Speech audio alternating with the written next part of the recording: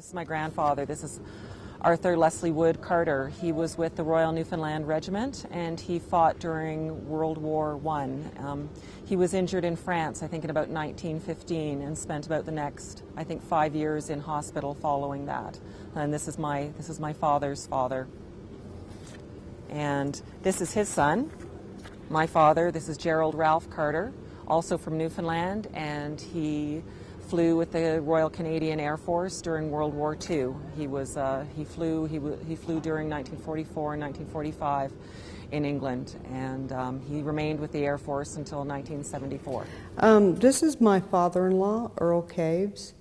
He was in World War II, and he made a career of the Army.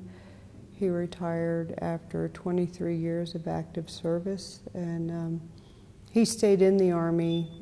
He started out as an officer, and he made it to captain, and he stayed in the Army even after they rifted him back to an enlisted man. And when he retired, he was a master sergeant, and so he's a retired Captain Caves. And so my husband is also in the Army, and so there's a tradition of service in our family. My father is a retired Marine, Sergeant Major, and our oldest son is also in the Army. He's a captain also serving in this theater. He's in Kuwait right now. This person's picture is Ed Dorsey. He's actually my father-in-law, and he's a tremendous American. He's part of the Greatest Generation, and he was actually in Normandy during the invasion. So he joined the Army in 1943. Before Pearl Harbor, and was part of the Army Air Corps. He went over to Europe in December, and he talks a lot about how they were preparing for the big invasion of D-Day. And my father was also in the Army from 1958 to 1960, so he did some work during the Cold War, and he was involved in classified documents. So he talks about being involved in the classified material, which he couldn't talk about, of course.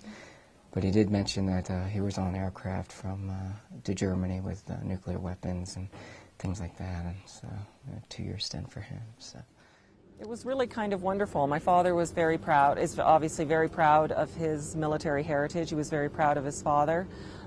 It was very important to him. My brother grew up in Air Cadets, and he joined the Air Force as well. It was never on my radar to join the military, although I was raised on Air Force bases all over Canada. And it was also always instilled in us that it was a very proud tradition to be part of the Canadian military. My father's very proud of me, but at the same time, it makes my father nervous that I'm here. He's like any father would be. He's nervous that his little girl is in harm's way. He's nervous that he doesn't know day to day exactly that I'm okay. So I try to email him regularly and call him from time to time. I'm definitely extraordinarily proud and honored of what they did. I think they're proud of what I'm doing in probably a different way.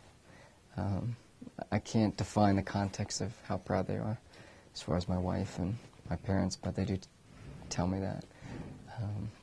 Or they did when they were alive. So it's very emotional. It's a very full circle sort of thing that my grandfather was in the Army and served during World War I. My father was in the Air Force, was World War II, and here I am in the Navy in Afghanistan. And it gives me a lot of strength. It gives me a lot of pride, both in my country and in my family. And I think it's part of what keeps me strong, keeps me going every day. It's mission first, no matter what, and I've got their example behind me. And my father always knew that I would be interested in an operational environment. I spoke to him in 1991 during the first Gulf War and told him I wanted to volunteer, and I did. And I had his support then, so I feel that if he were still alive, like 20 years later, I would have his support to be here. So it means a lot to me. It gives me a deeper feeling than it would actually if I were at home, because you think about things like Flanders Field. You think about the real sacrifices that have been made just last week. And you think about the sacrifices that were made World War I and 1776 and all through the years. And it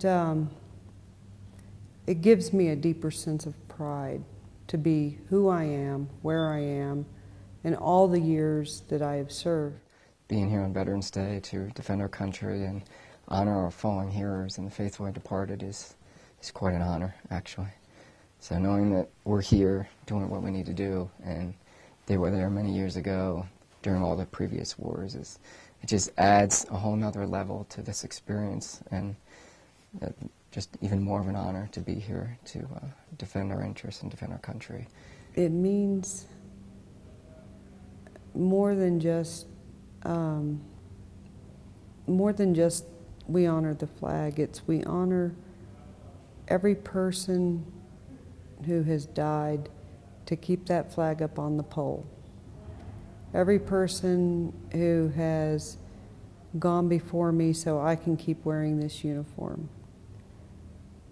It even means every woman who has gone before me so I have the right to be a woman in this uniform and to do all the things that I do. Being a veteran is a great honor.